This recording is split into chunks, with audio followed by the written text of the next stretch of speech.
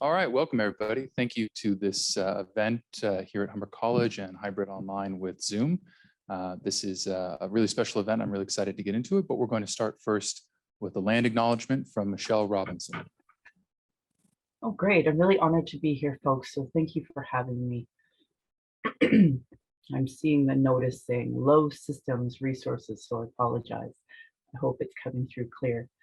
Oki naganago mekoche chestokom aki or dekot nagotine siku.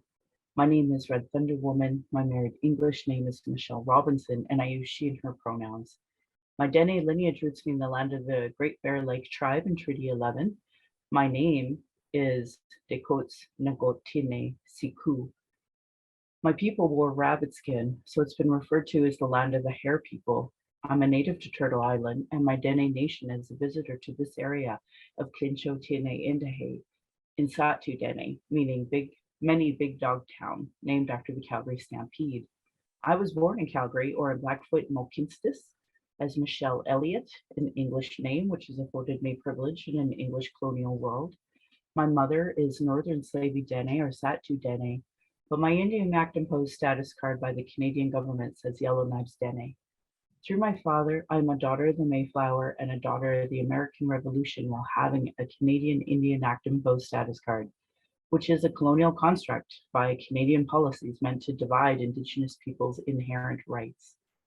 Indigenous Two-Spirit, or the Indigenous 2S LGBTQ plus community, and Indigenous women are at the bottom of the Canadian socio-economic ladder because of colonial trauma, imposed poverty, racism, gendered violence, and land theft.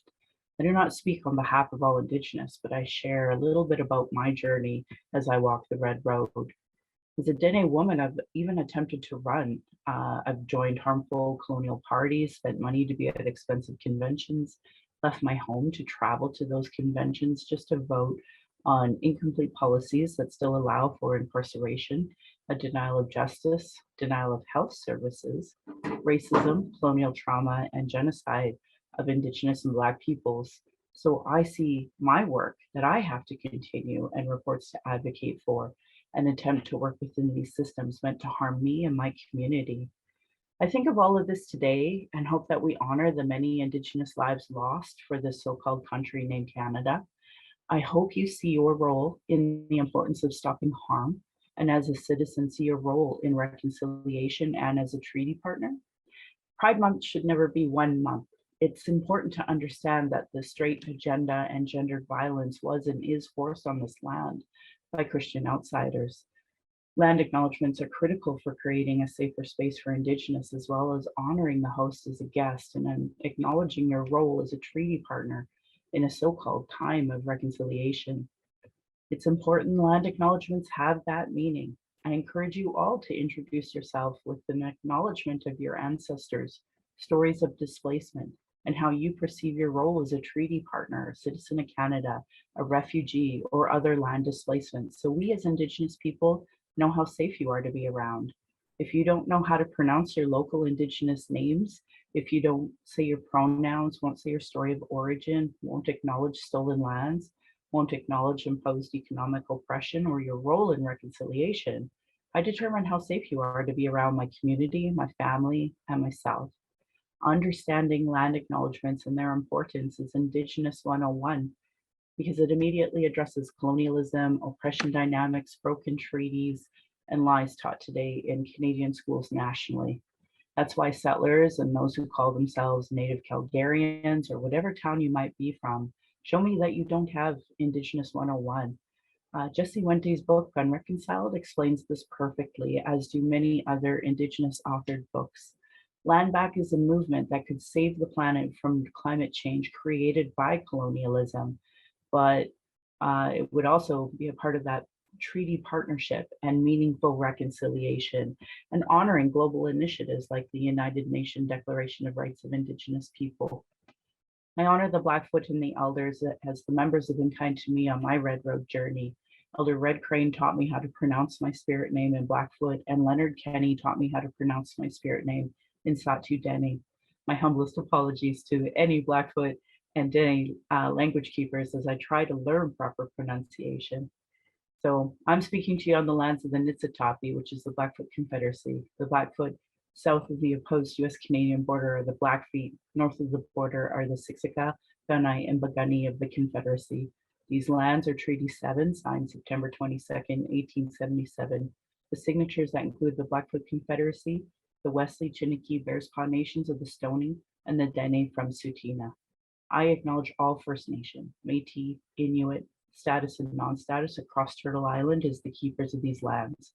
All non-Indigenous are treaty partners with the government signing on your behalf. I sure wish you have a wonderful conference today, and I thank you so much for being a part of it. Masicho.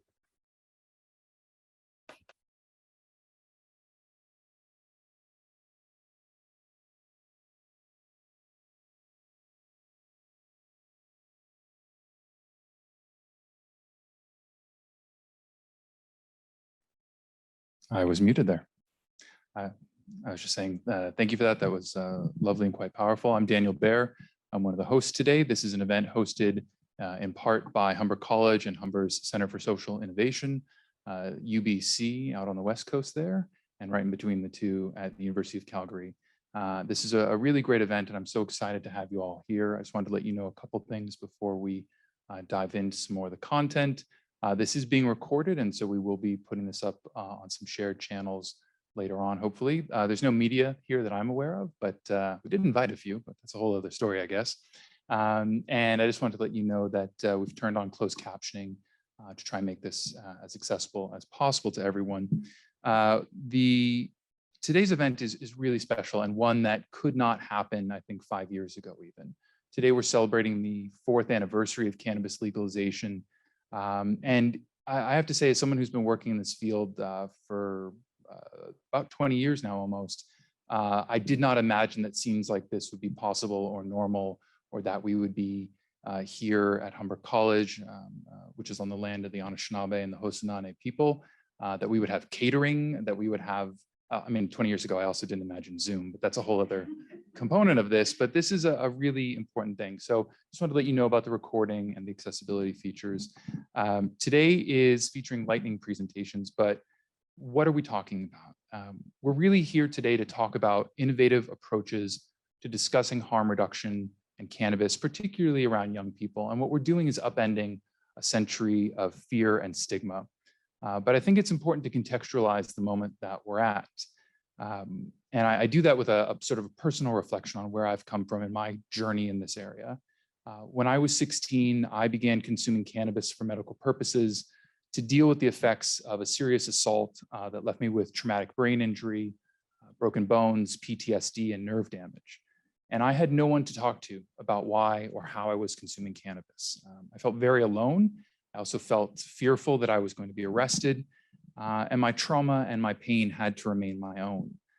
The DARE officer at my school several years previous had told me in no uncertain terms that marijuana was just as addictive and deadly as heroin, and the commercials available at that time told me that my brain was going to be scrambled if I consumed cannabis. I had, of course, friends, and they were just as uninformed as I was. They were of no help. They could tell me where to get cannabis, but beyond that, they really didn't know too much. And for example, one time when I didn't have a pipe, I crushed a Coke can, poked some holes in it, and smoked cannabis out of that. And I think back now to the paint and the aluminum and the lining in there, and God, that was stupid. But I had no one to talk to about, hey, like, this is how you can safely consume cannabis without heating up an aluminum Coke can. And I think back on that, one of my dumbest moments of my life, and I contextualize that to where we are now, which I think is so important.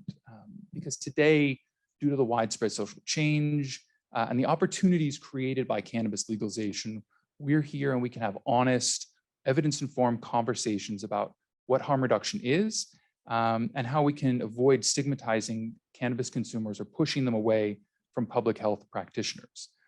The research suggests, though, that in order to have these conversations effectively, we need materials that are made by young people and center their voice in these discussions.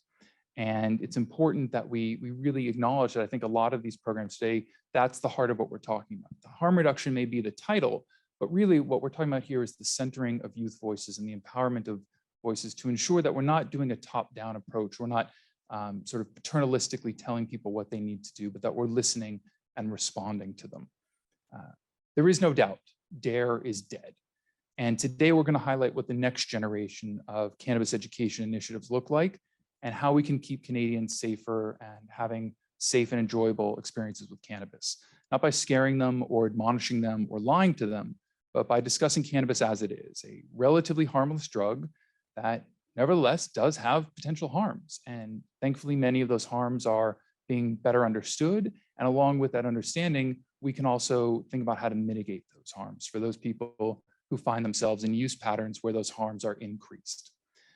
So I'm super excited that we're having this event today. It is really beyond, again, what I imagined and what I thought possible all those many years ago. And I'm really just so excited and thankful for everyone for coming today.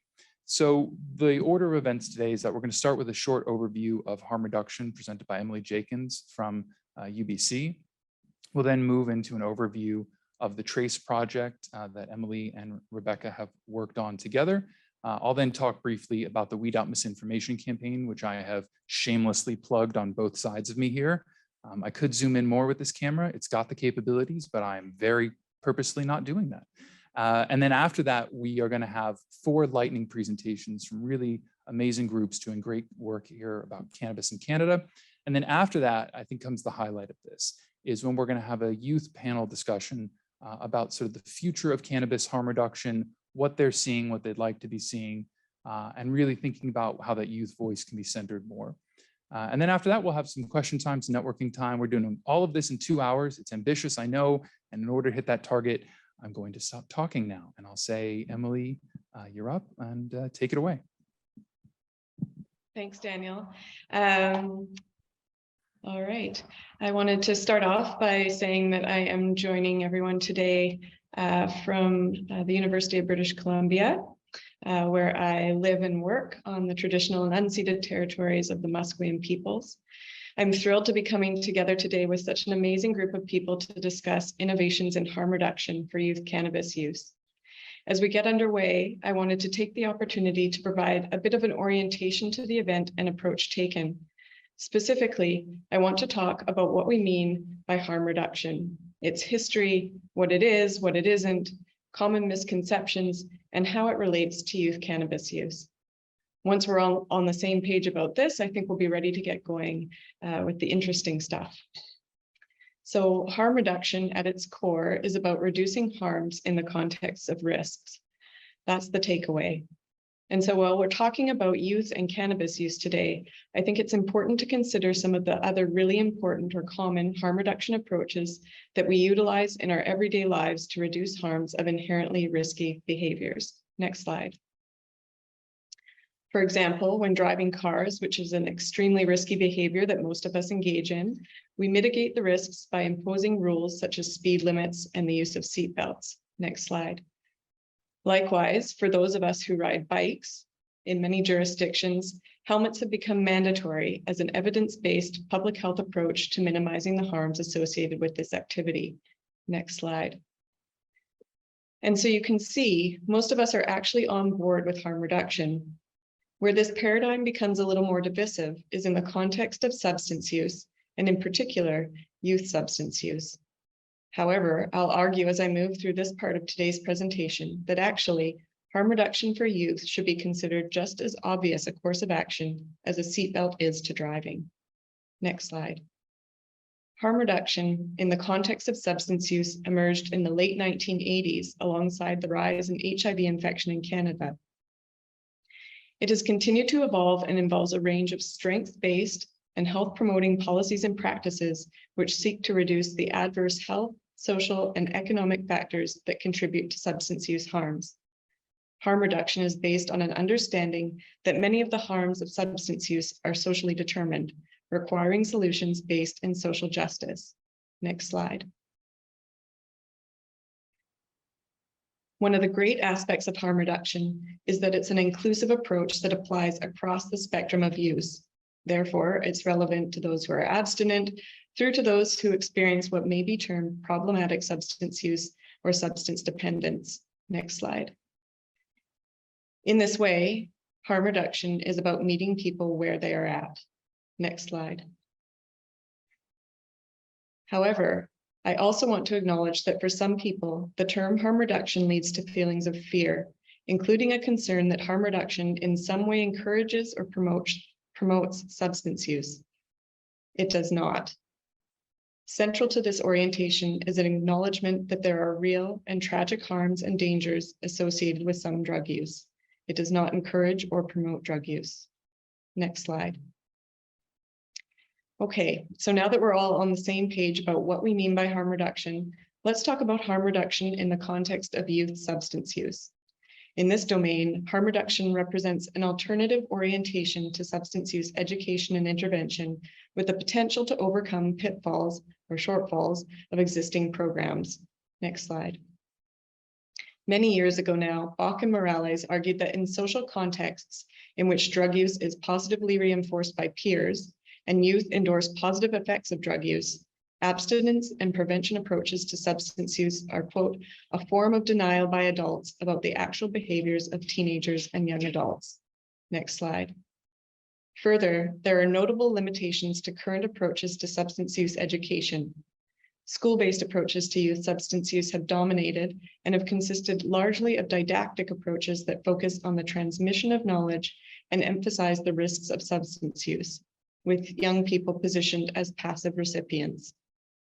These top-down models have been criticized for focusing on individual level behavior and disregarding the context of use. Next slide. Furthermore, it is recognized that information alone does not prevent the initiation of substance use nor alter drug use patterns. Next slide. So what do youth themselves have to say about harm reduction, and that in the context of cannabis use? That's what we're here to share today. But before I hand things over to my colleagues to speak about some of the research that's been underway among our teams, I want to share a few of the clear messages that we've heard from youth through some of our earlier research. In a study that our team published a few years ago, next slide, we analyzed data from a sample of 83 young people from 3 communities in the province of BC: the city, an urban community; the valley, a suburban community; and the north, a rural community. These communities were distinct in their composition and provided insights into young people's substance use patterns or practices and wisdom. The city is characterized by a more progressive population of higher relative income and education levels. The valley is characterized by a high proportion of religious families and a socially conservative orientation. And the north is a resource-poor community dealing with the historical and current challenges of colonialism, including pronounced health inequities. In each of these communities, youth shared their parents' approaches to substance use, as well as what resonated with them. Next slide. What stood out from this work was that there are very different approaches to substance use that emerged by context. A really important element of this work were the insights that we were able to draw from youth regarding what resonates with them in terms of approaches to substance use. And beyond the differences across contexts, what united all of their stories was the message that both unrestricted leniency or zero tolerance approaches are unhelpful. Rather, youth want open discussion, trust, and connection. In essence, harm reduction approaches were the most responsive to youth substance use perspectives and needs. Next slide. On this note, I want to summarize that there is strong evidence emerging in support of innovations in harm reduction for youth cannabis use. And importantly, if we believe that at the heart of harm reduction is the goal of reducing harms in the context of risk, then it is about so much more than simply substance use focused intervention. In fact, the most effective substance use intervention likely has little to do with substance use itself, but rather creating conditions in which youth feel valued, respected, and connected. To me, this seems as obvious a course of action as a seatbelt is to driving. With that, I'm going to hand things over to Rebecca, who's going to share some of the history of our Youth Engaged Cannabis and Harm Reduction Research Program, the Teens Report on Adolescent Cannabis Experiences Studies. Thank you, Emily. It's actually Anna Figuera who'll be presenting today because I am sick at home with COVID. So take it away, Anna Figueres, the excellent project coordinator for the TRACE project with me here at Calgary.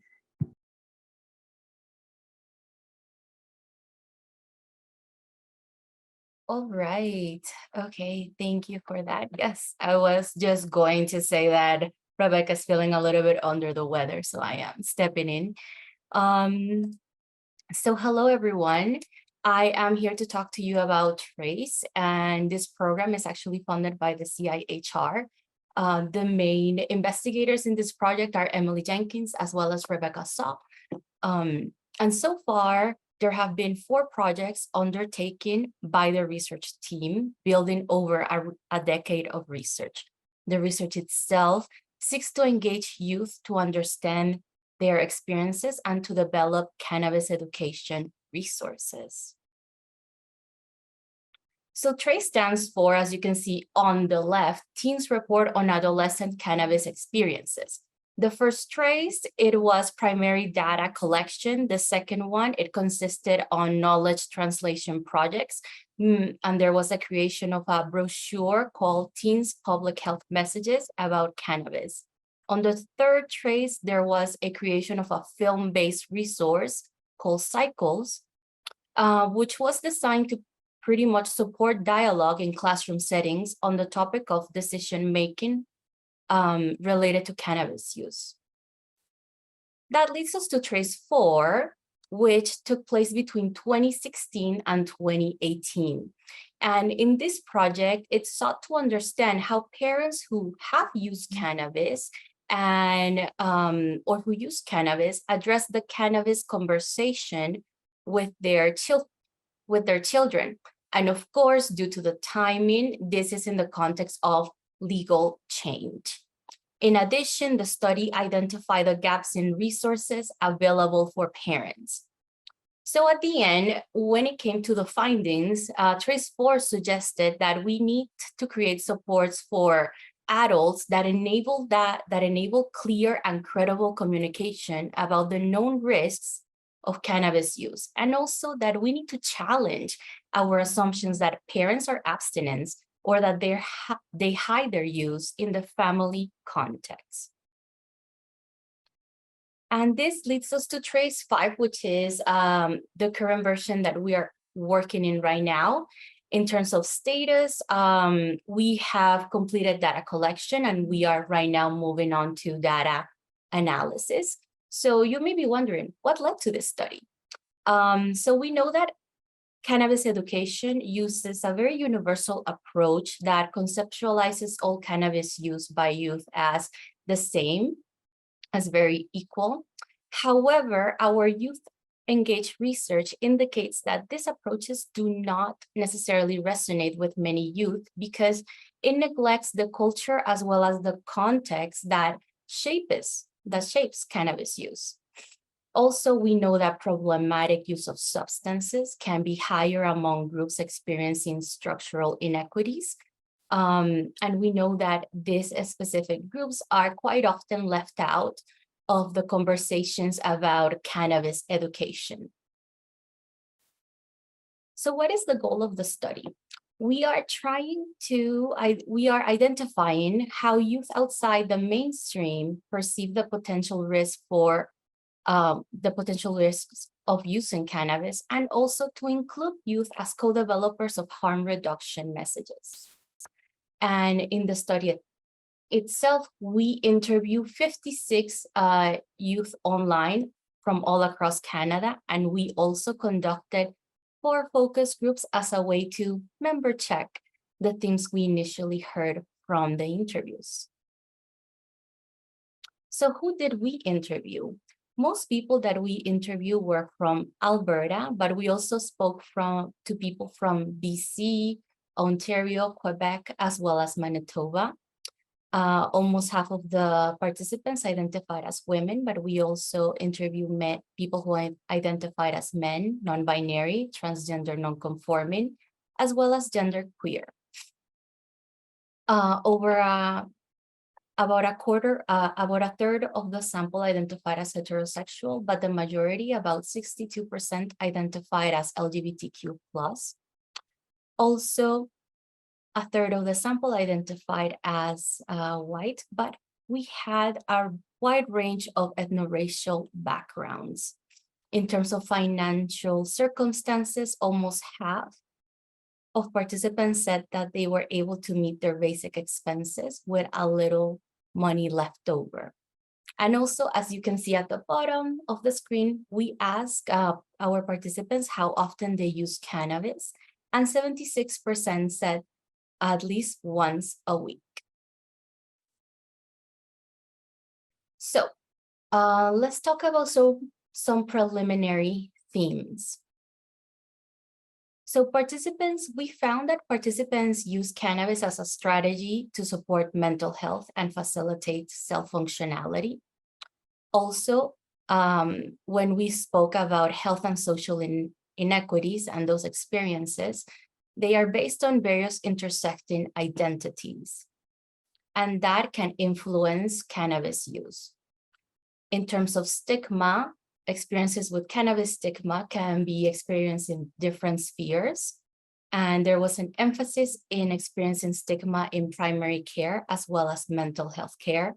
There were also conversations about inaccessibility of resources that are based on affordability, a lack of affordability and availability. Also, youth reported that they do engage in harm reduction strategies. And today I am going to present some data from the interviews as well as the focus groups on stigma and harm reduction. So let's talk about stigma. This is a quote from one of our interviews where the participant speaks about feeling shame as well as judgment from their family members. So in our focus groups, we pose the question, okay, so how does stigma and discrimination look like for young adults who use cannabis? And this is what they have to say. Here we have some examples. And they also share that individuals or groups with intersecting identities experience more stigma for using cannabis than their counterparts. And then when it came to harm reduction, here is an example from one of our interviews as to a person who told us that before they go to class or before they go to work, they wouldn't smoke cannabis. So we see that there is a self-awareness as to these strategies that they use to engage in harm reduction. So we pose this question in our focus groups. Oh, could we identify some ways in which youth engages in harm reduction strategies? And here they have a lot to say. We just put some together for you today. But harm reduction strategies were based on health concerns, and a lot of the conversations were centered on staying in control as well as being responsible about use. And also, as we can see from this example, there is a need for cannabis education that is evidence-based as well as youth-friendly. Okay, so I will not take any more of the time, but the main takeaway from the latest iteration of Trace 5, is that currently in the post-legalization context, Canadian youth are using cannabis as a tool for wellness and also for self-medication. And they're doing this to address mental illness symptoms. And also they're encountering institutional and structural barriers when accessing treatment. Thank you so much. And I will be passing it on to Dr. Daniel Bear.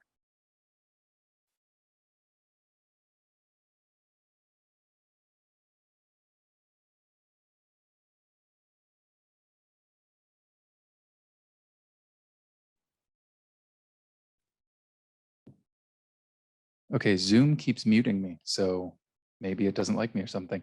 Thanks, Anna. And you can go over to the next slide there. So we're gonna be talking about the Weed Out Misinformation campaign. And I wanna just introduce the team and acknowledge all the hard work. We just hired our 25th research assistant on this project. And we're doing a project about centering youth voices and they really have carried this project throughout. The 3 faculty members, Ashley, Marilyn, and myself, have all been very involved, but it's really the research assistants that have carried it. And I just want to acknowledge their hard work. Next slide, please. Our partners on this project have been Canadian Students for Sensible Drugs Policy, who again helped ensure that we centered youth voices throughout this project, the Canadian Public Health Association, and our funding has come through an NSERC Colleges and Community Social Innovation Fund grant. Next slide. So this project has had 3 phases. We wanted to gather data. We did that through surveys and focus groups with young people. We then took that data to students in the Bachelor of Creative Advertising program here at Humber and asked them to take the analysis that we'd conducted and actually turn that into campaign ideas.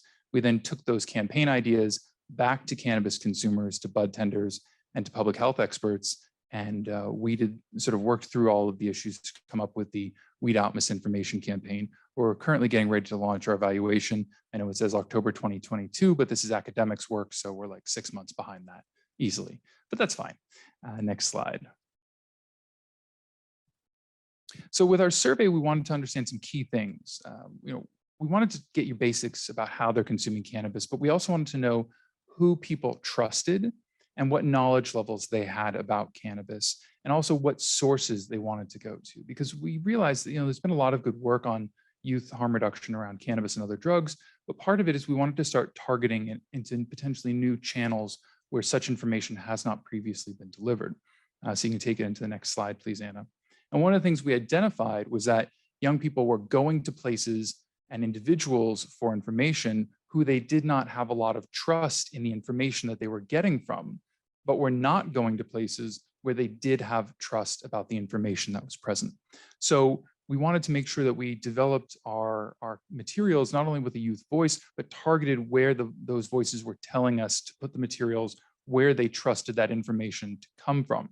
So you notice here, academic research has very high levels of trust, but also very low levels of engagement, whereas friends, not surprisingly, very high levels of engagement, a fair amount of trust, but also some issues that come up with, well, what do your friends actually know and what can they actually tell you? We identified that in the qualitative research. Next slide, please, Anna.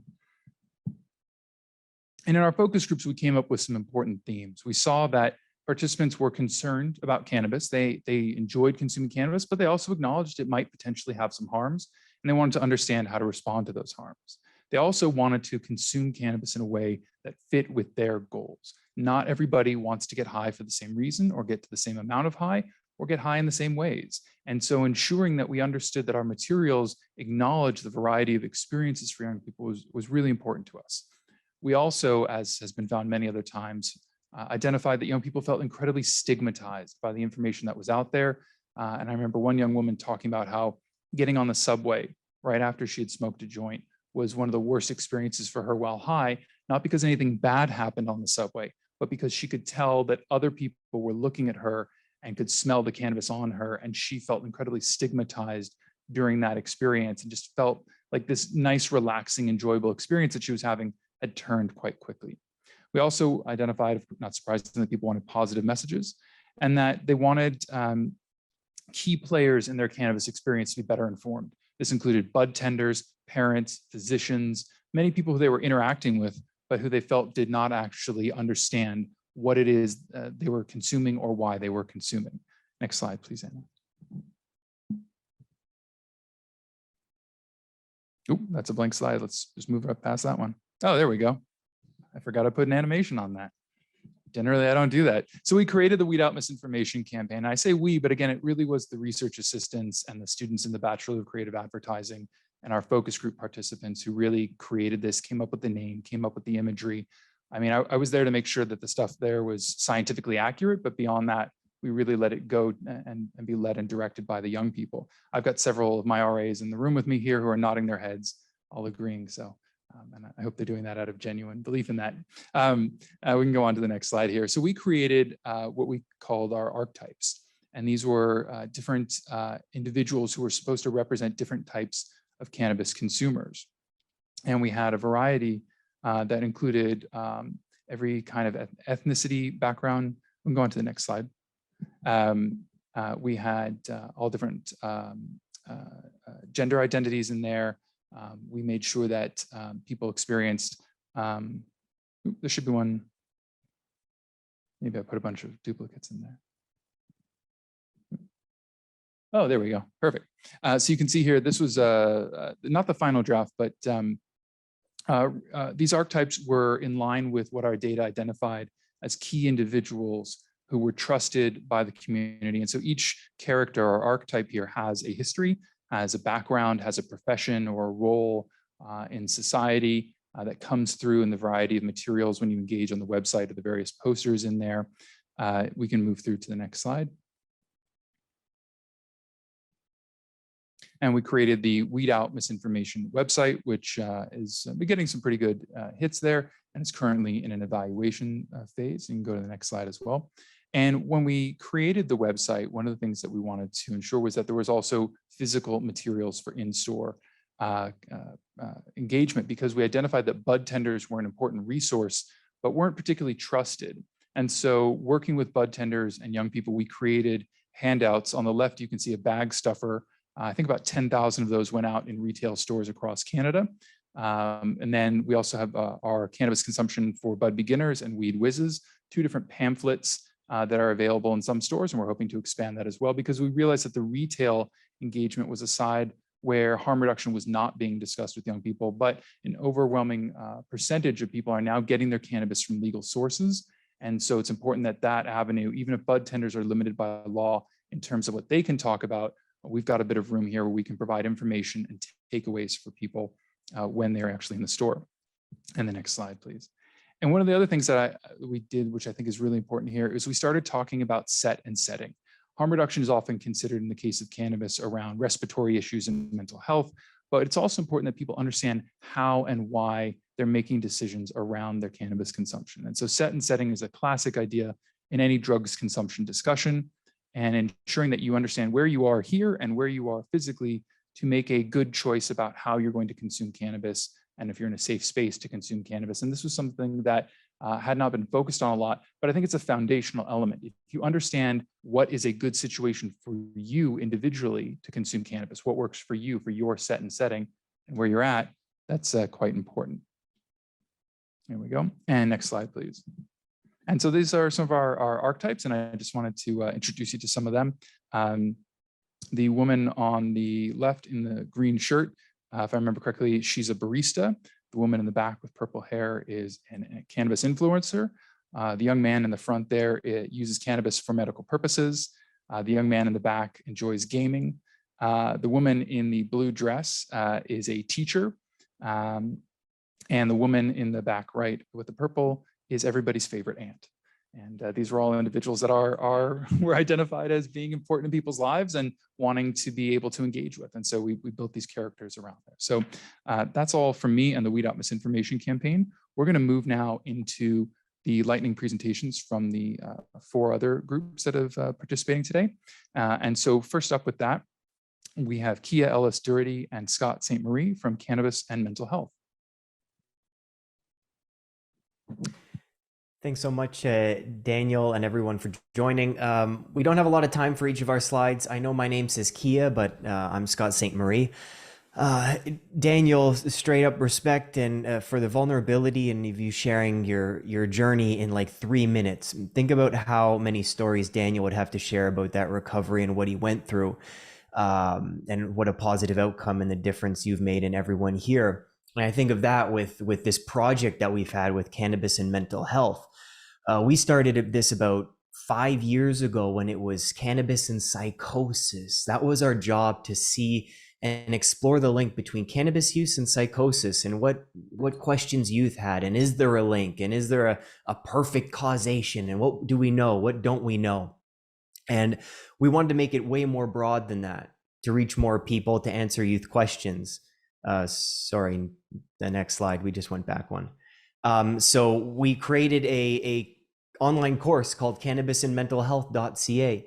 This is a course made by youth across the entire country, over 30 youth involved, with male, female, non-binary perspectives, Indigenous perspectives and experiences. And we created two things, okay? We created an online course, which is a 90-minute harm reduction course about cannabis.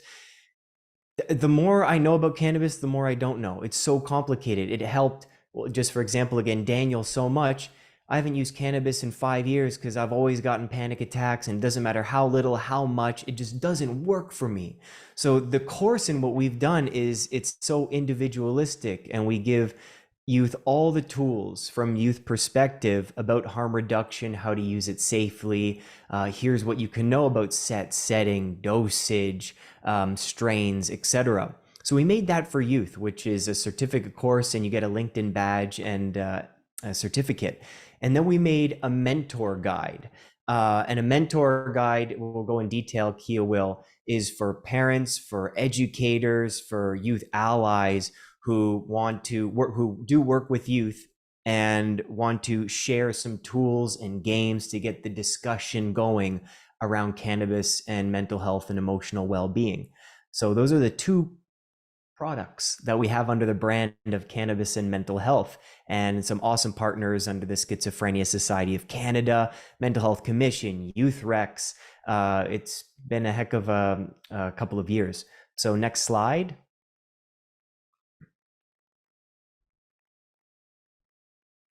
And this is, again, just the mentor guide for teachers and youth allies and for youth. These are just a few of the themes. So obviously youth-led across youth across Canada, obviously a harm reduction approach, Indigenous perspectives, and really focusing on lived experience of youth who hadn't used cannabis at all, but what questions did they have? What experience did they have being surrounded by people who did use cannabis, right? What goes on in the mind of youth when is there a feeling of being left out, the willingness to try, peer pressure, centering around lived experience of youth who used it for anxiety, for depression, for pain, for all types of mood disorders, mental illness, or everything under that umbrella. So the course and mentor guide, here's kind of the framework you can see here. Next slide. And I'll let Kia take over from here. Thanks, Scott. Yeah, so I'll briefly go over what is in the course. So the course is a 4-module course. With module 1, we go over the basics. We provide folks with the facts around like what is mental health and what is substance use health. And then in mod 2, we explore the link. So we dive deeper into what cannabis use is and means to people and the link between cannabis and mental health. And then in mod 3, we go into the legal and social issues. So we provide young folks with more of the historical context, the war on drugs, why Canada decided to legalize in 2018, and the current context that we're in today. And then in mod 4, we put it into practice. So here we have different tools. We have a meditation video that one of our Youth Action Committee members created, and just different ways of reducing harms for your individual person. And then we have extra resources where people can explore Cannabis Corner. There's a video where people can understand cannabis packaging, because that can be really convoluted and is a barrier for harm reduction. And then there's also Mindbox, so more mental health and mental wellness tools. Next slide, please. And then just to explain more of the mentor guide. So we have different themes here. There's 6 themes that, as we mentioned, like youth allies, youth workers, parents, guardians can explore. So we have balance and change, identity and influences, helping yourself and others, problem solving, harm reduction and stigma, and stress and resilience. And as you explore the website, we can link it in the chat later on. There's all these different types of activities. So there's videos that folks can watch together, and then there's reflection questions as well. There's songs, stories, and poems, deep thoughts, and then we also have worksheets that people can work on together. And then we have more physical activities where there's like yoga for people to de-stress, and just activities interacting with the physical world. And we found that this is a really helpful resource if people are trying to facilitate either the course or they just want to talk about certain topics around cannabis and mental health, virtually or in person. And next slide. And so we don't want to take up too much time here, but I will be in the youth panel. So if people have any more questions around the Cannabis and Mental Health Project and how it was formed and what our process was, I'll be there. But we encourage people to take the course. We're always accepting feedback, and please visit the mentor guide because it can be really fun. There's a lot of activities there, and follow us and share as always. Like I said, we'll link to the website in the chat later on. And thank you. Thanks for letting us share. Thank you, Kia and Scott, for that presentation there. And moving right along, these are lightning presentations, and that was a perfect example of it. Quite a lot covered very quickly, so thank you for that. Our next project that we're going to be talking about is Cannabis in Our Communities, a focus on Inuit youth, from Chelsea Giesel. Thank you. Yep, you can go to the next slide. Thank you. So good afternoon, Ulukut. As Daniel mentioned, my name is Chelsea, and it's my pleasure to present the Let's Talk About Uyarak toolkit on behalf of Pauktuti Inuit Women of Canada. And I myself am of settler ancestry, and I acknowledge the land of the Algonquin Anishinaabe that I'm joining from in what is also known as Ottawa. And this land is also now home to the largest population of Inuit outside of the Inuit homeland, Inuit Nunangat. So in case you don't know, Pauktuti is the national organization that represents the interests of Inuit women and families across Canada. So when cannabis was legalized in 2018, our board of Inuit women directors expressed legitimate concern about how this might impact the communities, especially youth. So we began the Cannabis in Our Communities project, which is the first Inuit organization-led research and awareness project by engaging with communities across Inuit Nunangat, a similar model to what Daniel was describing in his presentation. And we wanted to explore how youth and parents perceived cannabis, what they believe about it, what do they think the risks are, with the goal to actually use this information to benefit communities. So that's how the Let's Talk About Uyarak toolkit came about, which is, it's a community care toolkit or harm reduction toolkit that was developed from the lessons and the knowledge gaps and priorities that youth and parents identified during these engagements. Next slide, please. So during these engagements, youth and parents expressed that cannabis education is definitely needed in Inuit communities, but more so it should be targeted at youth. It should be specific to Inuit, informed by Inuit culture, and delivered in safe spaces. And we at Pauktuti obviously agreed. So we responded to this need, the needs identified by youth and parents through the development of this toolkit. And Uyarak is the Inuktitut word for stone. So in the context of cannabis use, it's kind of slang for being stoned. And this name kind of arose because Inuit experienced that while cannabis is commonly used, it's rarely talked about with regard to safety or safe use. So let's talk about Uyarak, let's talk about cannabis. Next slide, please. So while harm reduction is gaining in understanding and practice in the South, it is still quite a foreign term among Inuit, which is why we kind of refer to it as a community care toolkit. However, a lot of the principles of harm reduction, like the ones you can see in this slide, like being open and inclusive, being respectful, being centered around people and safety, these are also core principles of Inuit Kauyumayatuqangit, or that which Inuit have always known. So it's their knowledge system, their traditional knowledge. So while Inuit may not commonly use the term harm reduction, it is already fundamentally part of their knowledge system. And Western culture and social work is finally kind of catching up to what Indigenous and Inuit have been teaching for centuries. So combining the strategy of Western harm reduction while framing it through the Inuit lens was kind of our approach to the harm reduction toolkit for Inuit youth to make it resonate and make it relatable. Next slide.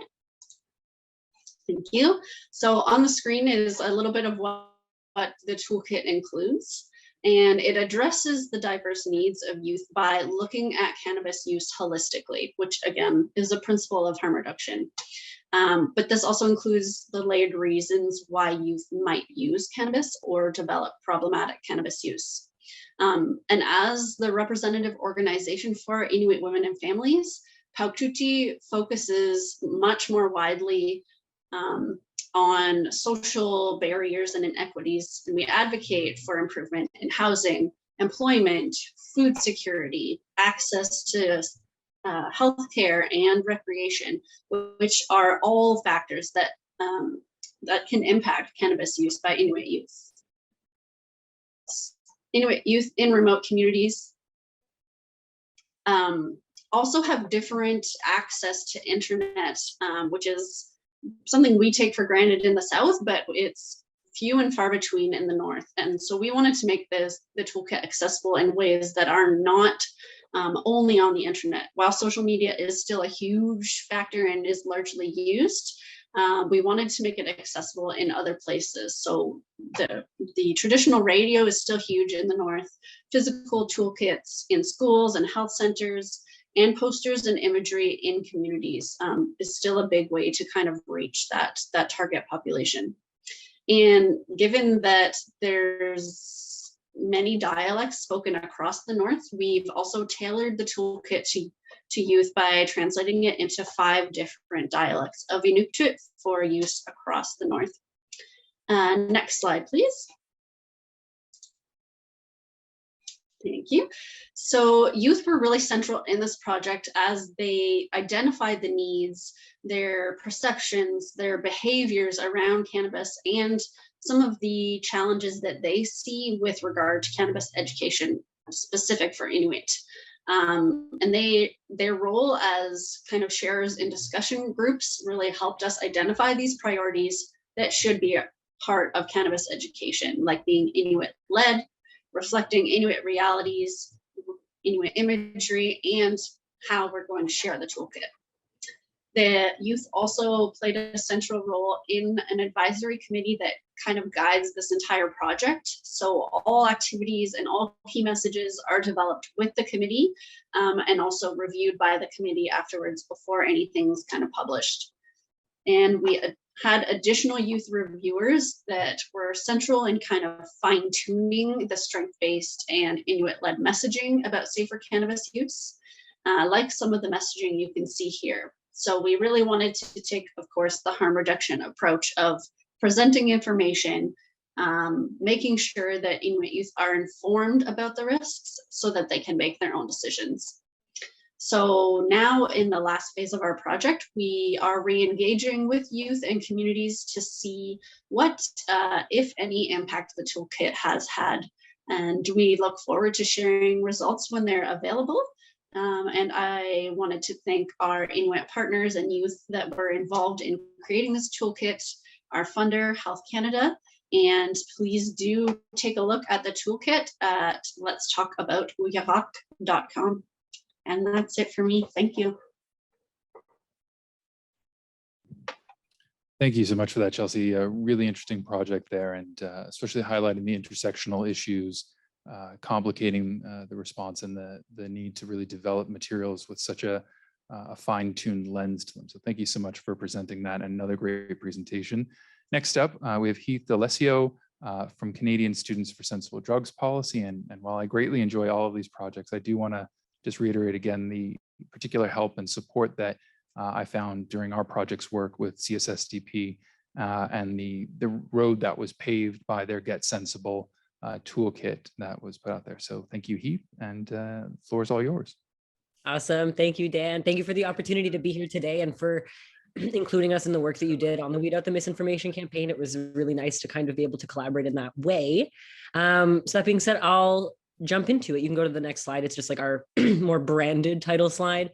So I'm really excited to be here today to talk about the Get Sensible campaign, aligning with Canadian Students for Sensible Drug Policy's mandate to support drug education efforts and building upon youth consultations that we held prior to legalization to address the needs and gaps that young people saw coming out of legalization.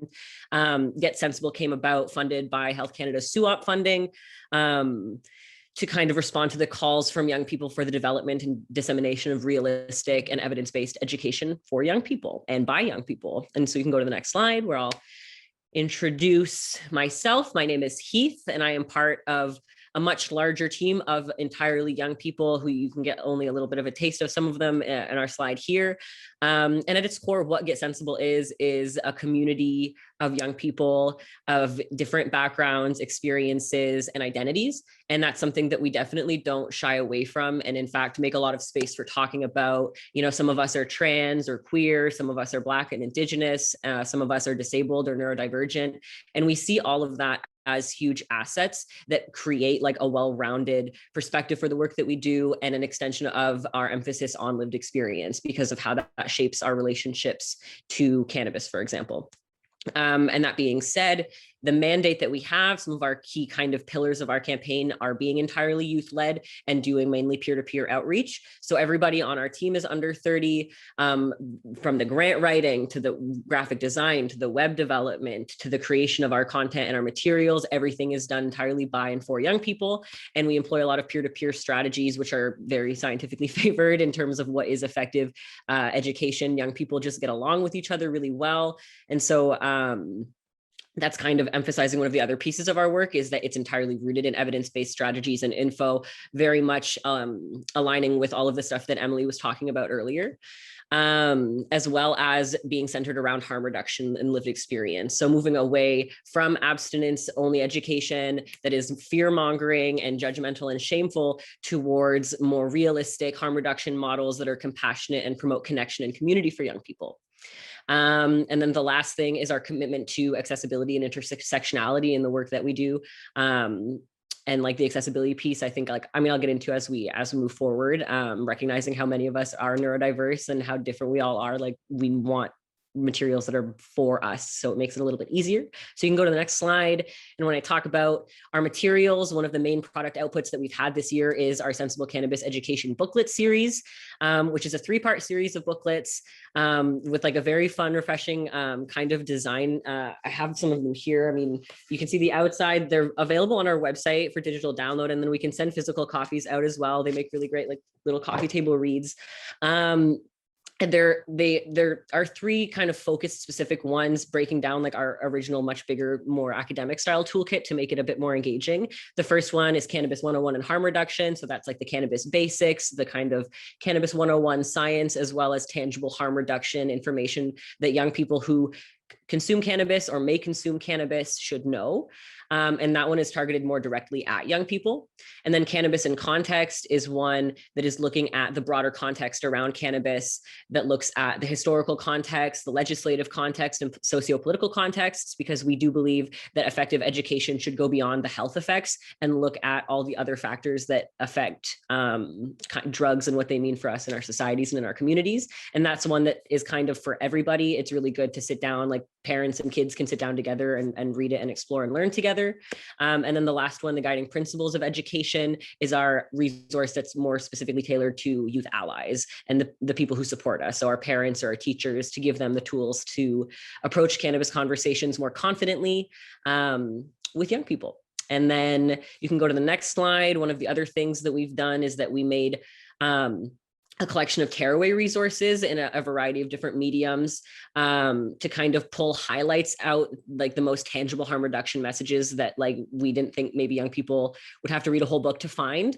So some of those include, you know, like what to do if someone's greening out and how to recognize like what greening out is, which is often just an overconsumption of cannabis, but it also how to recognize if it is greening out or if maybe it's alcohol poisoning or an overdose, and what to do if that is the case as well as like how to read a cannabis label, information about understanding edibles and how they work, and then one that's like a zine of stoner affirmations, which is essentially, you know, stoner self-care, like how and why you should clean your smoking devices, and why even if you smoke weed, you still deserve to take care of yourself, even if you're smoking weed, which is one of the more stigmatized ways that people can consume cannabis over like edibles or ingestibles.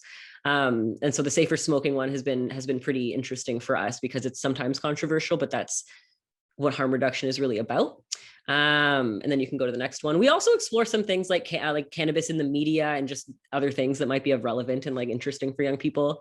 And despite the pandemic and the lockdowns, we were able to do a handful of like outreach and in person with young people where we collaborated with local CSSTP chapters and would do little pop-ups on university campuses and then throw after parties in the places where young people often consume cannabis. And in harm reduction, we talk about meeting people where they're at. And so we really took that a step further by doing pop-ups at skate parks and at the beach and in parks to really meet young people where they were at and find them, to give them harm reduction information, mobilize our resources and safer smoking supplies and things like that.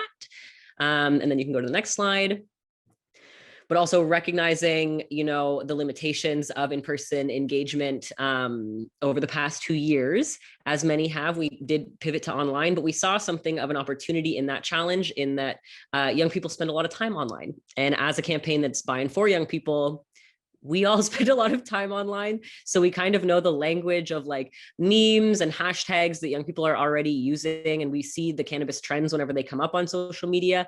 And so through that, we've actually been able to reach like over 4 million young people with our harm reduction messages. And it's interesting because one of the biggest ones we had was alternatives to smoking out of a tin can or an aluminum can. Because Dan, you'd mentioned that was something that, you know, was prevalent in your in your youth. And it's something that young people today are still doing. All the young people were tagging their friends that smoke out of cans and being like, hey, don't. So it seemed kind of effective. I don't know.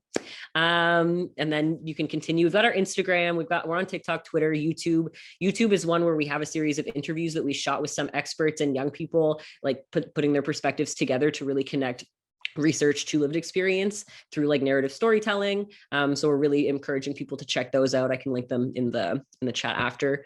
But you can go to the next slide. Because that's like one of the main things that was the goal of our campaign, which was to create conversations. And we've been able to do that through workshops, through roundtable discussions, through the CSSTP podcast that we collaborate with, on our Discord server as well. And so, yeah, we've been really successful in just creating safe spaces for cannabis conversations for young people to happen that are led by young people, that address the things that are important to us, and make us feel connected and in community rather than kind of outcasted or ostracized and ashamed of our lives and the ways that we cope and exercise our resilience when it comes to mental health, when it comes to just societal challenges as well as young people who use drugs. So yeah, that's it. I think the last slide is just like the website and my email address. So yeah, that's it for us. Thank you so much for the opportunity. Thank you, Heath, for that. That was a great presentation. Although I am sad to hear that the Coke can is still a popular form of consumption route, but we'll get there eventually. I don't know, maybe we just have to ban Coca-Cola. I don't know. Prohibition doesn't work, so we'll figure something out. Our last lightning presentation here is from Steve Keller from the YMCA's Youth Cannabis Awareness Program. So take it away, Steve. Thank you so much, Daniel. Good afternoon, everyone. My name is Steve Keller, presenting to you from Peterborough, Ontario, upon territory of the Mississauga, Anishinaabe, and adjacent to the Haudenosaunee territory. And I am here to speak today a little bit about the YCAP program, or the Youth Cannabis Awareness Program, which is a nationally offered presentation or series of presentations funded through Health Canada's Substance Use and Addiction Program funding. We offer free presentations for youth ages 12 to 24, which I'll get into a little bit in a moment. And before I get into those, what I would like to talk about is a little bit about our vision and our approach to discussing cannabis. So on the next slide, we sort of have three approaches that we often cover through YCAP. And the first one that we discuss is that we are cannabis neutral. And so much of the discussion that we've heard today really speaks to this importance of neutrality. We understand that fear mongering and negative based messaging is not only ineffective, but in a lot of ways, it simply just creates more stigma and more sort of misconception about cannabis. Would you be able to jump ahead to the next slide there for me? Fantastic. So that importance of neutrality really comes into play in terms of our program. From there, we do promote the idea of a balanced perspective in understanding that part of our mandate is to discuss the potential risks of adolescent cannabis use, signs of risky or harmful behavior or dependent behavior, shall we say. But most importantly, we also discuss things like harm reduction. But even going back to that idea of balance, not only do we discuss risks, but we also discuss the uses. It's important for youth, for young adults, for professionals that work with youth, not just to understand that there are risks of cannabis. Sure, and we talk about those. But they need to understand the reasons that someone may choose to use cannabis, or understand the methods of consumption, or understand a little bit of the history of the industrial side of the plant, the economic side of the product, the medicinal uses. So we do like to sort of focus on both sides. I often say that we're not trying to sway our audience's opinion, we're simply trying to inform it. And that brings me to the third pillar of our program, which is harm reduction. Daniel, you mentioned quite astutely that we know that, the Just Say No sort of campaign doesn't work. I've often joked in the past, if Just Say No had worked, why do we have beer stores and LCBOs? So we do understand that harm reduction is not only relevant, but it's extremely important and something that youth do all the time. So this is something that we try to put more normalized into the conversation so that they're aware that they do practice harm reduction. And when it comes to cannabis use, there are some strategies they're already aware of that they may not recognize are reducing harms or risks. But not only that, we try to prepare them with additional skills if they haven't thought of them before. So on the next slide, I'd like to talk a little bit about what programs do we offer. I said we offer a series of different workshops and presentation options. So on the very next slide, I kind of have our top 4 that are geared specifically for youth. The first is actually a sort of a trivia game I just did for a Youth Job Connect program this morning for about 25 people. What it is we call it Cannafacts. We explore sort of common phrases, topics, or ideas that youth, that parents, that professionals bring up about cannabis. And we try to either debunk the ones that are myths, clarify any of them that are misconceptions, or explain why certain ones are really based in fact. It discusses a great deal of sort of the evidence basis of our program and where the evidence comes into sort of these ideas to create more of a clear understanding. The second workshop that we offer is called Let's Talk About Cannabis. This is a workshop designed to be a discussion between presenter and youth to really sort of unpack the differences of different methods of consumption. Because it's not really enough anymore to talk about just the specific information about cannabis in and of itself. Because 30 years ago, that conversation was discussing things like smoking joints, smoking pipes, makeshift bongs, as we've heard a couple times today, or maybe edibles. We've seen the market evolve quite a bit in the last 20 or 30 years. We now see topical creams, we see beverages, we see dabs, we see concentrates, we see vapes and e-liquids. So really discussing and understanding each method of consumption and how they can affect the body differently become all the more important. The third workshop that we offer for youth, Cannabis in the Adolescent Brain, really tries to unpack that discussion that we've tried to have over the last few years about why is it that health agencies and healthcare providers recommend that individuals wait or limit their use until the age of 25. When we ask youth this question, they say, well, it has something to do with the brain. And we say, okay, what does it have to do with the brain? And there's a long silence on the other end. So in this presentation, we try to discuss as much as we can about what's going on with the brain during adolescent development and what has current and emerging research been showing about the impacts of particularly THC, but cannabis in general, have on the development of the brain, or sort of the impact of cannabis use on the certain neurotransmitters that are passed along through the brain. The fourth workshop that we offer specifically for colleges and universities, as well as professionals working with youth, is a data mine of a presentation. Some of you have perhaps seen it before, called Youth and Cannabis Use, a Canadian Landscape. Here we sort of identify the emerging patterns and trends we've seen in multiple national surveys conducted between about 2017 up to this past spring, and sort of look at what are we seeing in the behaviors, not just of youth that are using, but of all ages, to see are there differences, are there similarities, and how can we sort of identify positive examples for our older audiences to be able to set for younger people, or for the younger audiences to really understand when they're having discussions about cannabis with each other. On the next slide, though, this is really what we want to talk about today. It's not just what does YCAP do, it's how do we get youth involved. YCAP has long focused on the importance of involving youth, and this is a pillar of the Y, but of our program specifically. So to this end, we sort of have four major ways that our program incorporates the voice of youth, and we do this on a regular basis. So on the next slide, we see that the first way is that we promote what we call a youth engagement project. Here, our staff and our team are able to actually work with groups of youth all across Canada to create some form of an awareness raising piece about cannabis. It could be discussing general knowledge or awareness, clarifying misconceptions, identifying potential risks or harm reduction strategies, or even helping other youth connect with referral agencies. The youth that we work with, our role is to simply provide them with the information so that they can then choose what form do they want to create. Would it be a podcast? Would it be a video? Would it be in printed apparel? Would it be a poster? Would it be a fact sheet? They get to choose what content they want to focus on, and they get to identify which audience or audiences would they like to showcase their project for. Similarly, we actually offer an annual contest, which is called a Youth for Youth Digital Media Contest, whereby Canadian young adults between the ages of 18 to 24 are invited to develop a short educational video or poster to raise awareness about the impacts of cannabis use on adolescent brain development. I see that we're a little over time, so I want to get to these last couple.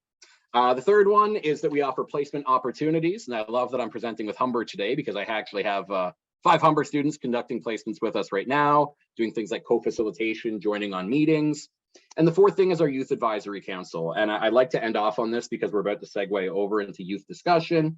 This is where we directly meet with a group of youth across Canada to get their interpretations, their responses, and their views towards cannabis to help us inform our own content. And the very last slide is simply just to say thank you all very much. We certainly hope that you enjoyed the quick discussion. And if you have any questions, you can email us at any time or visit our website, for which I have provided the information in the chat panel. Thank you all. Thank you very much, Steve. And with that, that ends our lightning presentations. And so we're going to take just a 5-minute break. So it is currently 1:15, how perfect. So we will be back at 1:20.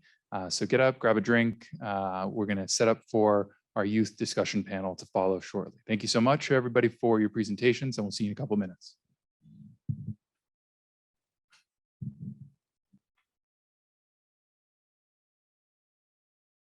All right, everybody, welcome back for the second part of our presentation today.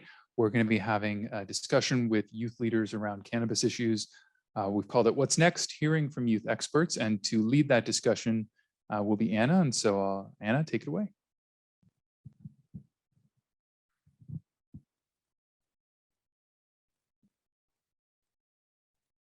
Hello there. Welcome back, everyone. Thank you for being here today, and thank you so much to all our speakers for those amazing presentations. Okay, so we are going to right now, as I am speaking, I'm going to put the spotlight also on our excellent youth panel. So give me 1 second to set this up.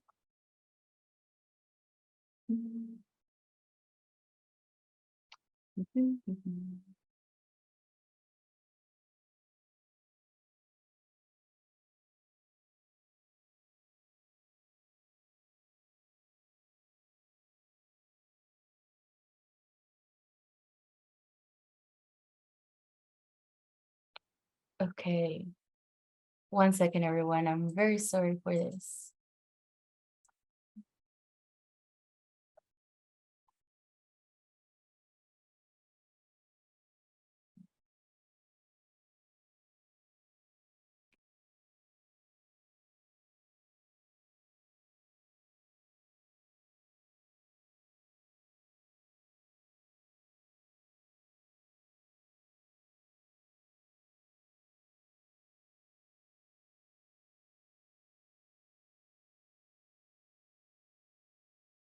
It seems that I cannot put Scott in the spotlight for some reason.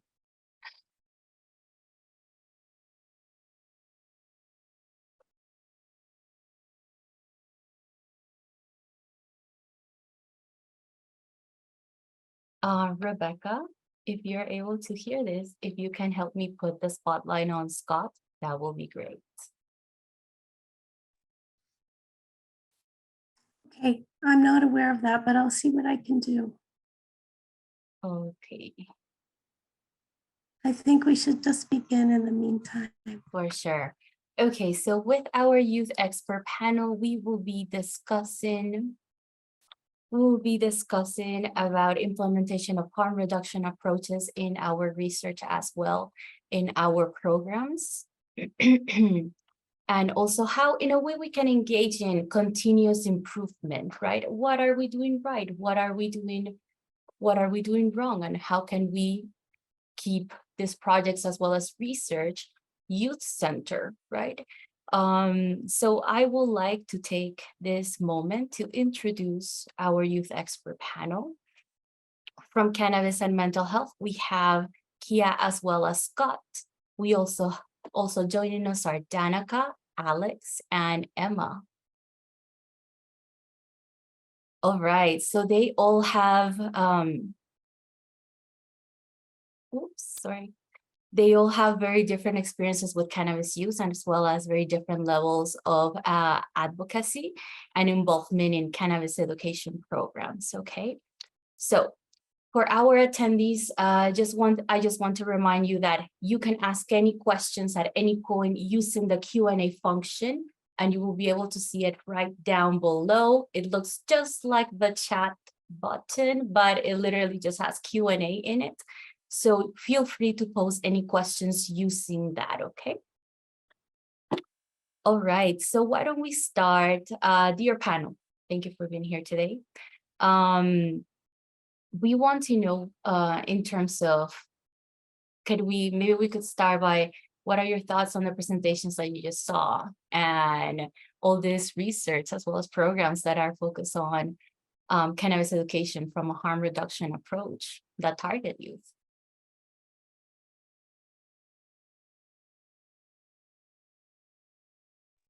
I can start briefly.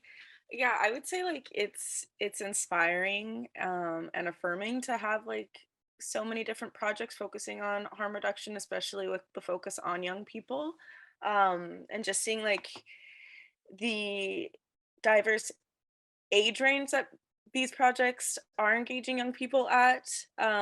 It's really really inspiring, but also keeping in mind that a lot of these projects are on a grant basis, and for a majority of cannabis projects that I'm aware of, there is like an end date to that. So understanding that harm reduction doesn't end 3 or 4 years post legalization, that like education is ongoing. Like right now is the legislative review, so things also could be changing. So just keeping in mind that there's always a need for cannabis education projects, mental health projects. But it's amazing to see. It's amazing to see what people are doing right now.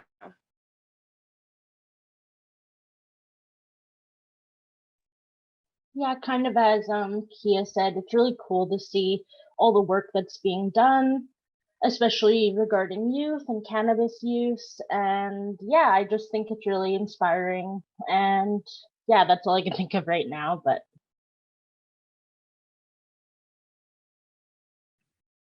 it's cool to see it all, and it feels like it's a good comeuppance time for it. But it also feels like it should just be kind of like the tip where it's like, feels like we're just starting to get it and actually put that down in like meaningful ways. So I want to see more in continuation past grant dates, etc.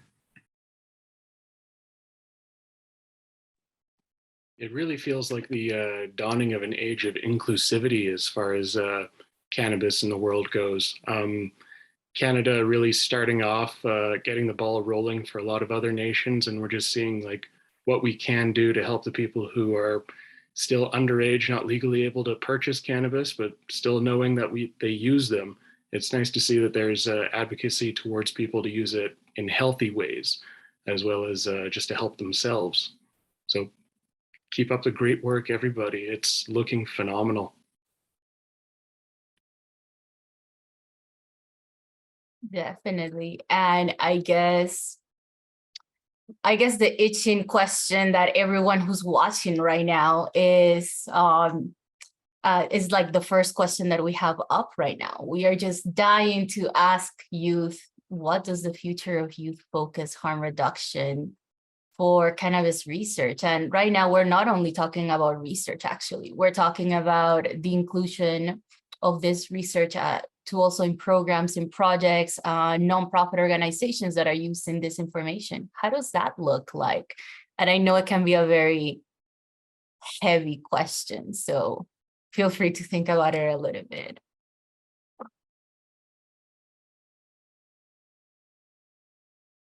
I think the future looks like more peer-to-peer based work, and also like destigmatization, like even all of us here together, like that's a really big step forward. And yeah. On having us all here together. I think also in terms of the way that information and programs are put out, and like it hasn't really been centralized in any meaningful way. So it isn't as accessible as it could be, which is why it feels like a cool, like, here are all these projects, here are them actually talking to each other, with each other, that kind of thing. Because for me, at least, like, we know it's out there now. It's just a matter of, like, can we actually reach it? Can we know all the different projects that are happening, and can we benefit from all those different projects? Definitely. So yeah, the stigmatization is a big part, and accessibility too. Sorry, go ahead, Alex. Yeah, I was going to say something about just the way that certain youth leaders are here to actually learn this information. We're the ones who are able to transfer that knowledge to the communities that we're all a part of after the fact. So even just beginning the conversation in a level that's as centralized as this, it's a terrific way for us to begin to share that knowledge with people who may not have come across these websites or even known that these programs exist yet. Exactly. And I think that is one of the things that people are always thinking, like, how can we reach youth and they can see all this information? And we actually have one question for Eric Collins. And Eric is wondering, should Canada lower the legal age to purchase cannabis? Why or why not?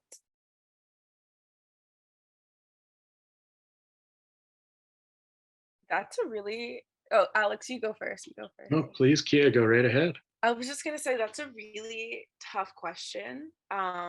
Because if you look at like what it's, scientists or researchers say is reduce your cannabis use, like, I guess, delay reduce to like the age 25, but also, like, in Alberta you can purchase cannabis at the age of 18. In BC it's 19, and in Quebec it's 21. And when I was living in Quebec, I believe it was 18, and they moved it up to 21, which personally I don't necessarily agree with. I don't know if legal age necessarily helps in associated harm when it comes to, consuming alcohol or weed. I think focusing on age, it's really like, what age should we start talking to people about how to use cannabis safely? Like, what age should we start having these conversations about mental health? At what age should we start talking to people about substances? I think, like, that's the most important question, because it is a really, really tough answer, and it varies through province territory. I'd love to hear from other people, though. I'm curious. I was thinking something just along that line as well. It's just kind of age is the specific limitation that opens a floodgate of all sorts of opportunities for a person to now have at their fingertips, readily available. Cannabis, alcohol, the ability to vote. I mean, it shouldn't all be age dependent on who's able to access it, but I'm glad there's some kind of a widely understood system for us all to agree with, but still there has to be that information passed to people as they're building up to that point. So as you near the age of legalization, or we're having that actual access point, there has to be some sort of a basis of knowledge on what you're getting yourself into. So I think if we were to lower the age, I'm from Alberta, so the age is 18 here. It's pretty much a free-for-all in a lot of circumstances. It seems like put it even lower, and you're just kind of inviting a lot of other people who may already have access to have more access.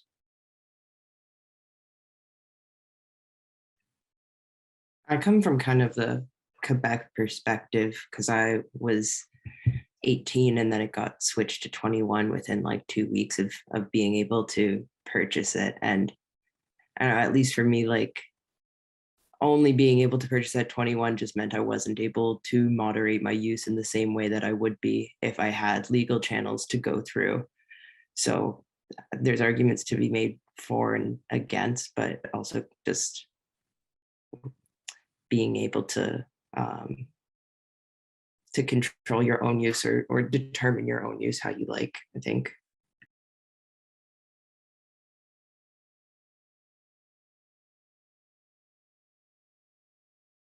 And just to add to like the Quebec legal age, I found it really confusing when I was living there because I could purchase alcohol at the age of 18, but I couldn't purchase cannabis until 21. So it feels like as a young person, there's like a favoritism towards a certain substance. So there's still that stigma around purchasing cannabis as a young person, where you have alcohol that's like more readily available. And as Emma was saying, it's harder to regulate your use and to, understand what's in the weed that you're smoking if you're getting it from non-legal channels.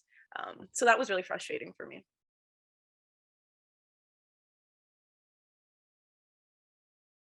I wonder if any other panelists have any thoughts about this question or what the other panelists have said as well.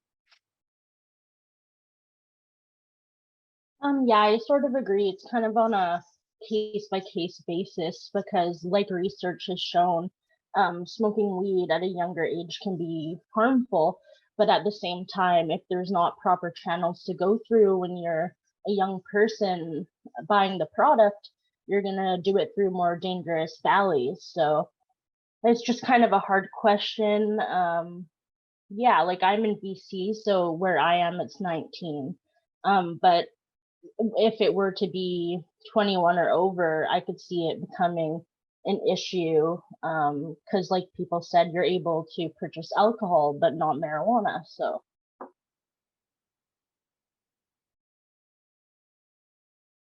I'm think not considered youth in this panel. So I'm a 30 plus. So respect to everyone here. I'm more conservative in my approach, straight up. Not to be the bad guy here. I started smoking when I was young, and it did not do me any favors.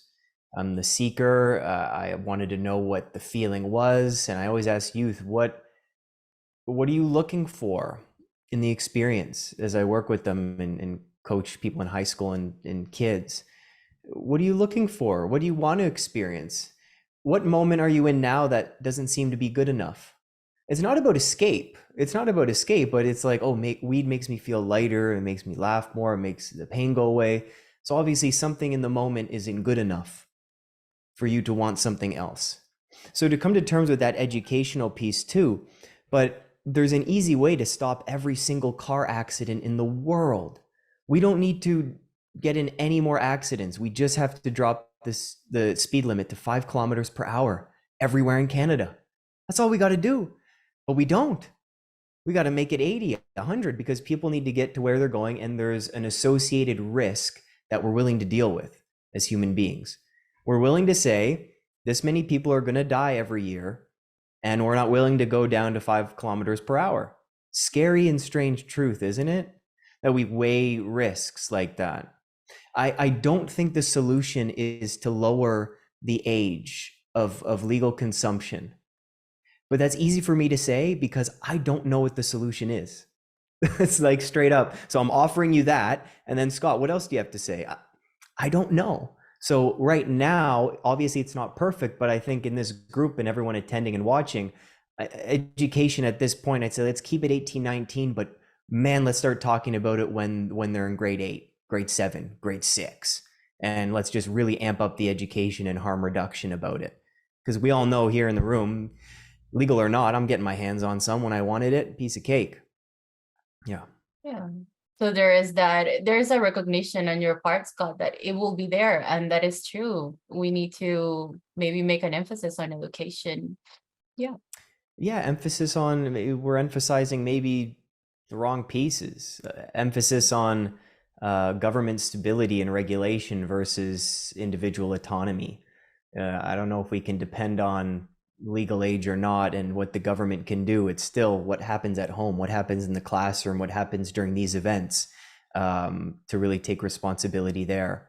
It's just, as I said in the presentation, it's so complicated, which is why things like this are just so great.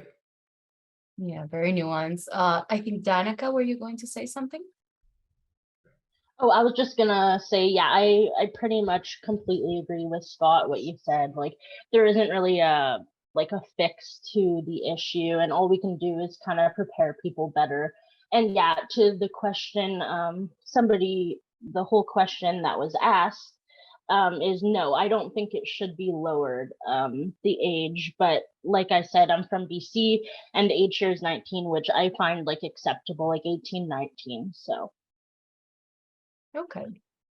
Okay. And Michelle Fry wants to know, with the current federal Cannabis Act review, or the consultation is being open, what changes to the Federal Cannabis Act would the members of the panel right now would like to see?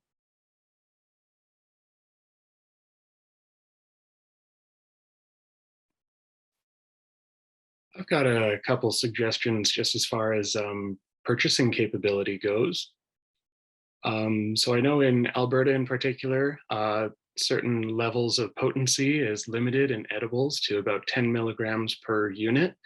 And I have lots of friends, myself included, who maybe don't start to feel the effects. Nothing begins to work towards the desired effect. I mean, towards whatever perceived effect you're looking towards, around like 40 or 50 milligrams. So maybe just a widening of the cap for the people who are a little bit more involved, much more used to these things, who have a higher tolerance, who just needed to go that little extra mile. So it's like an advanced quota of things that can be available. I would like to see some kind of a widening of that gap, especially for people who want to purchase more than 30 grams at a time. There's a maximum per transaction in this province. Whereas I know other provinces, a person who might live in a rural area can come into wherever the best cannabis dispensary is and be able to find 2 or 3 different ounces at a time. It's very much limited for people's accessibility around here. So I've noticed that a lot, especially as a bud tender, but now I'm noticing that a lot more as a frequent user.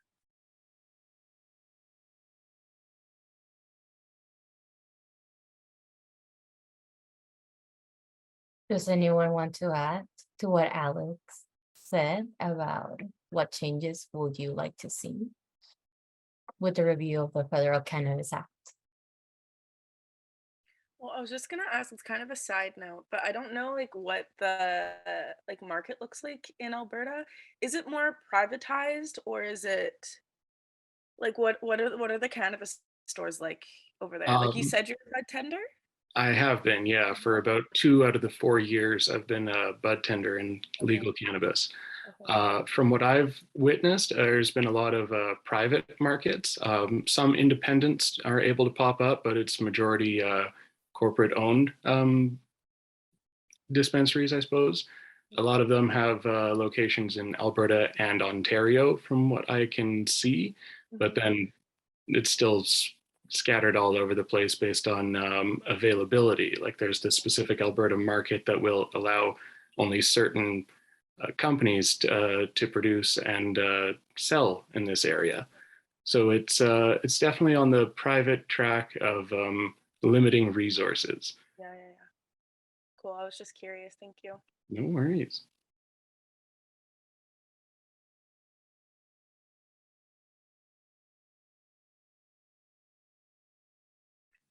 I think I would just agree with the edible thing, to be quite honest. I feel like there's a lot of room for error when making sometimes home done edibles, which can lead to, say, bad experiences or worse experiences than you would have if you knew how much you were ingesting. And at least in Quebec, they've only just started selling edibles in terms of like beets and cauliflowers, so they're not appealing to children. So it's kind of weird in the first place. But like the 5 milligram limit, etc., is just not. It's kind of like a weird, like, do you know your market? Like, how much do you know? It feels like it's mostly tailored to, which is good that they have smaller doses available for people, but for those who might be able to, but still want to know exactly how much they're ingesting, it would be nice. Okay, yeah, so more product awareness. Okay, yeah, definitely. Do we want to add anything to this question? I don't know if this would really fall under the question, but just for government stores that are selling cannabis, a lot of the times I find the prices are way higher, which is something that really deters people from going through that avenue. And also, a lot from my experience, a lot of the time it's been like dry, or it seems like it's been sitting there a long time. So, like me as a user, I personally don't even go through that avenue, just because what I found is it's just I guess not as good. But I don't know if that's something they could really fix or not. Yeah. The price, okay. Yeah. Okay, any other thoughts? Okay, so we actually have a question from one of our speakers. Steve would like to know, what takeaway do you have you learned about cannabis that you feel was the most profound to you, or something that you found that resonated with you the most from the presentations? The presentation that he did, I found that resonated most to me, just because it's all like youth ran, which I think is really cool. And just even the types of like imagery they were using, it was really like eye catching. And yeah, that's what I was most drawn to. Okay, sorry, Steve just confirmed, just in general, not about the presentations. What have you learned about cannabis that has been the most profound in general, not about the presentations? I guess something that I've learned like through my work and research is just like neuroplasticity and how the brain works and how like beautiful our brains are. Because I know when I was younger and I was consuming a lot of weed in high school, there was a lot of stigma around, oh, if you smoke weed, you're going to be brain dead. Like a lot of like kind of like ableist and like really stigmatizing language around my brain health. And then when I started doing my own research, I learned about like neuroplasticity and that our brain is always evolving and can change and has the ability to change. So I think like that has been really groundbreaking for me, especially during a time where I couldn't, or I didn't feel like I could open up to people about my cannabis use. And there was just a lot of stigma that I was facing, and realizing that like, our brains are always changing and my mental health is always changing. And so long as I can talk about it with people, peers, family, whoever, I will be okay for the most part. But yeah, the neuroplasticity part for me is really big.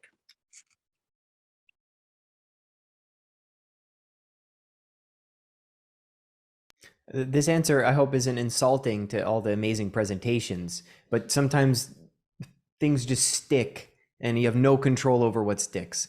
The aluminum can just, it's stuck.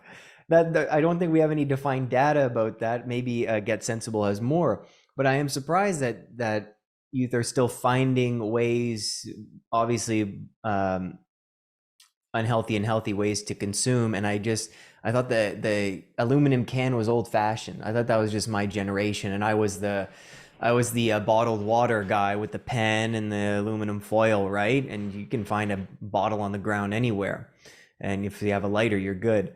So that was surprising to me, and it was interesting. Which again, I think it just reconciles the work that we're doing, trying to do, and keep doing. Yeah. It happens to everybody. Those desperate times call for desperate measures. I know I've had the occasion before. I had to carve a pipe out of a coconut because there was nothing else around. So things happen. It gets a little crazy out there, but hey, there's structural differences for all sorts of folks. Sometimes you have ease of access. Sometimes there's absolutely nothing around except the capability and a desire to get a little higher. Yeah, I definitely find cannabis to be more of an interpersonal experience for reasons such as that. Like you have all these things that you bring into the scenario that you want to share with your friends, and then all of a sudden you have this obstacle and impasse about like, how do we even consume it? So one thing that I definitely really appreciated with the presentations today was about just trying to get through the I guess the blockades that are still being put out there from different sources of stigma. Like there's all sorts of different mentalities and people are just trying to reach out and create community out of it. So it's really nice to see through all of that.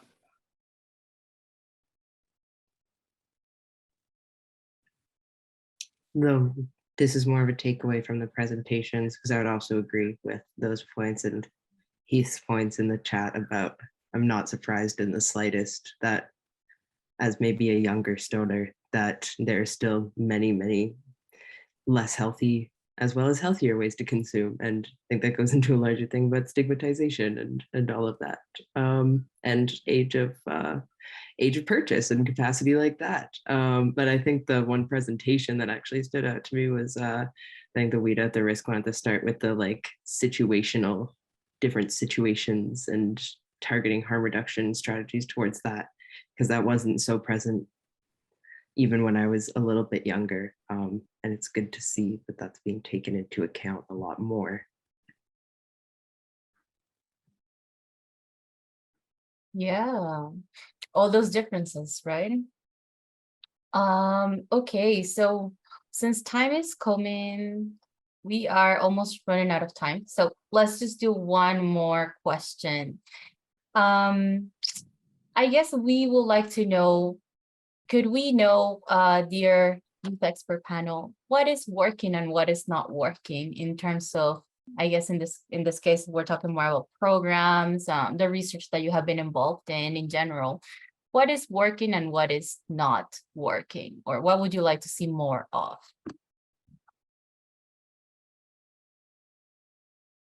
What's working, in my opinion, would be when working with any like studies I've done or just in the topic, like anyone here, I haven't felt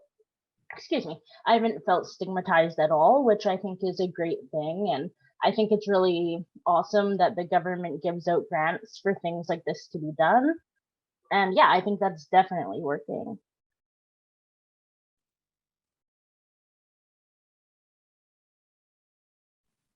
I would agree that it's awesome that the government gives out grants and stuff for this. And I think that is like the work that's been presented today is a testament to what is working. But I think it also goes back to Kia's point at the start that grants usually have end dates. And if this work wants to be continued to be done, like I would like to see it funded on a like very consistent and permanent basis, so that it wouldn't, so that this is just the start instead of kind of a one little piece of it, if that makes sense.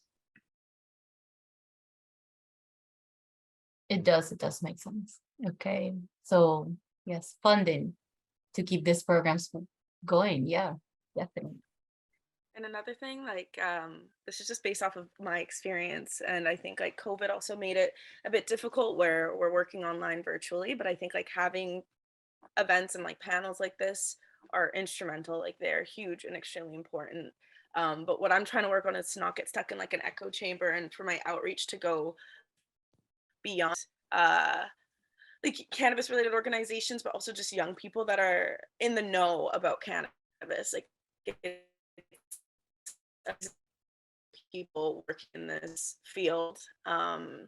But how do we get these resources out to all young people across Canada? And it was really interesting in Chelsea's presentation how she was talking about communities up north, how they don't have reliable internet, and they use different forms of media like the radio. And I was like, wow, that's actually such a genius idea of reaching out to those young people out there, just to be like, hey, if you want to check out this resource, or just different ways of mobilizing information around cannabis, just so that all young people do have access to this. That's like something that like I think a lot of organizations are working on right now. Yeah, adapting to the specific demographic that you are trying to reach, right? And it can be so different. Are there any other thoughts before we move on? Just a quick thought. I know, yeah, all the work is amazing that we're doing, and the funding thing makes me smile, Emma, because yeah, that's a tough one when we're at the end of these things.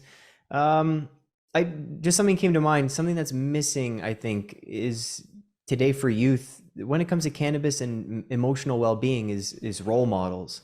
I think the kids are missing someone to look up to, and you can see the proof of that when you see who comes to fame online and who they actually look up to almost by default. So just by hearing some of your stories and even hearing Daniel Barris, I could see that as a role model, as a success for a use of cannabis, or we look at successes of not using cannabis and offering a sense of leadership in the space. I really think that's what youth are longing for and craving. And from my experience when I was a kid, that's really what I was craving too. It's conversations like this and someone who's been there, done it, and felt it. Yeah, the life experience is important too. It's an important piece too. Yeah, thank you. Okay, so since we are almost at time, thank you, dear panel, for being here and answering our questions. Thank you so much. So now I'm just going to make sure that I'm just going to pass it on to Rebecca, who has some words for us, okay? But thank you so much, Youth Expert Panel, for being here with us today. Thank you. Hello, everyone. I just want to sincerely apologize for our misstep at the beginning of this event because Michelle Robinson, who's an Indigenous community leader and my friend, she did not get a proper introduction and somehow her bio was not read. So because this is going to be recorded, I just want to share that Michelle Robinson is a Satu Dene woman with a weekly podcast in its 5th year called Native Calgarian. Her public Indigenous book club is over 6 years old, and she is a mother, public speaker, and advocate for Indigenous peoples and for truth and reconciliation, working with all levels of community and government groups. So I really encourage you to check out Michelle's podcast. I did an episode where we talked about cannabis harm reduction for youth, and she's someone I'm very happy to call a friend, and I'm so happy that she was here to give our land acknowledgement. Thank you very much. All right, thank you, Rebecca, for that. Okay, so we are just at the end of our event.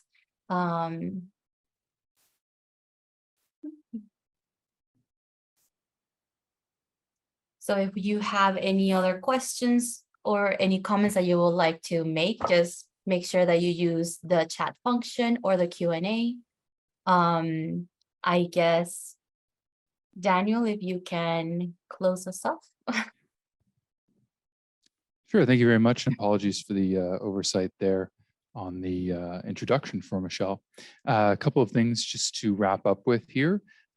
We are putting together a digital compendium of cannabis youth education projects. I believe you already received the booklet that we put together for this event, but we are looking to expand that. So if you're a part of any projects or aware of any projects, we would be interested in hearing from you. And you can email Anna with that, whose information you were sent along with the registration for that. In addition, we are looking to put together a special edition of the International Journal for Drugs Policy. And so we are looking to collect abstracts for that special edition that we're hoping to put together. Again, so if you know of or are part of any research projects or youth-led projects related to cannabis and harm reduction, we would love to hear from you. And again, Anna is your contact there. Anna, can you pop your email into the chat for everybody just so they have it right at hand there? And then we were supposed to have a few more minutes for connections and networking. So we will, I can stick around for a few minutes, and I won't make a claim for anybody else, but I'll stick around for a few minutes if there's questions or people want to leave this Zoom chat open to connect with anybody else. And then finally, I would just say that there's been a link to a survey put into the chat function for you. So we would really appreciate if you filled out that survey and let us know what you thought of the event and all the different presentations that were there. I think that's all the ground to cover for that. And just on, I'll let the other hosts jump in if they want to, but I'll just say, on behalf of myself and the Humber Center for Social Innovation, we really appreciate everybody coming out today and to participating for our participants there and for the questions that we got from the audience. As I said at the beginning, this is the kind of event that I don't think 5 years ago would have even really been possible, to come out and say, let's talk about how to have young people have safer and better experiences while consuming drugs.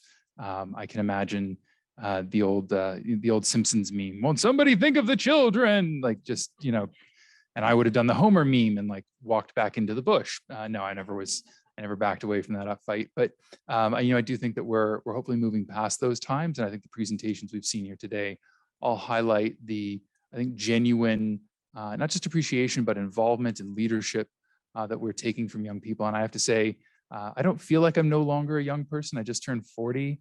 And then I realized that like I'm not getting invited to the youth panels anymore. That's not my voice, but it's interesting because I feel like I have so much to share, but I realize more and more that my voice isn't the right voice to design and build these things. And it is so heartening to see all of the work that is being done by young people, and just the amazing capacities and capabilities that they're continuing to demonstrate. And I'm continually blown away by it and not at all surprised at the same time. So thank you everybody today, panelists and participants and attendees.